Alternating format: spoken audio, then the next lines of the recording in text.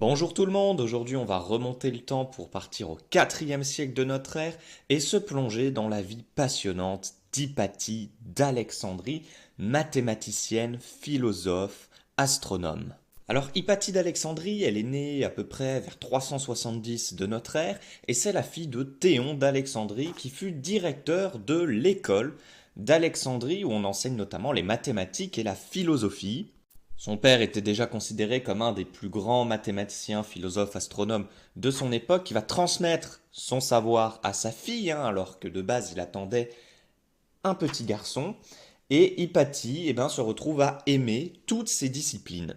À en croire Socrate, le scolastique, un contemporain d'Hypatie, dans son livre numéro 7 de son œuvre qui s'appelle Histoire ecclésiastique, Hypatie serait parvenue à tant d'érudition qu'elle excelle en tant de disciplines qu'elle surpasse ceux de son temps.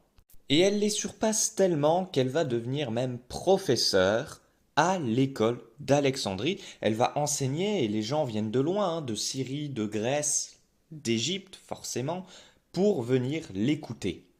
Elle a, c'est vrai, dans un premier temps, enseigné les mathématiques, comme l'algèbre par exemple, avant d'enseigner sa philosophie qui se veut être dans la lignée de Plotin qui lui-même a inventé le néoplatonisme. Donc dans sa manière d'enseigner, Hypatie est vraiment très appréciée. Là, je vous renvoie simplement aux lettres de son élève Synésios que vous pouvez trouver dans le livre Hypatia, un phare dans la nuit de l'historienne Christiane Marciano Jacob qui cite et explique toutes ces lettres.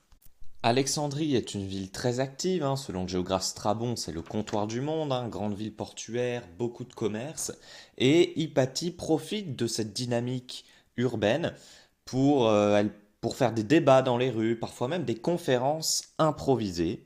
Hypatie, c'est aussi une inventrice. Elle a imaginé un astrolabe pour naviguer.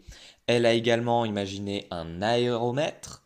Et tout ça font que cette femme est puissante dans la cité. Elle est influente. Elle est également l'amie du préfet d'Alexandrie, Oreste. Et ça, dans un contexte où la religion chrétienne commence à prendre de l'ampleur dans l'Empire romain d'Orient, ça ne plaît absolument pas au patriarche d'Alexandrie qui s'appelle Théophile, et ça plaît encore moins à son neveu Cyril.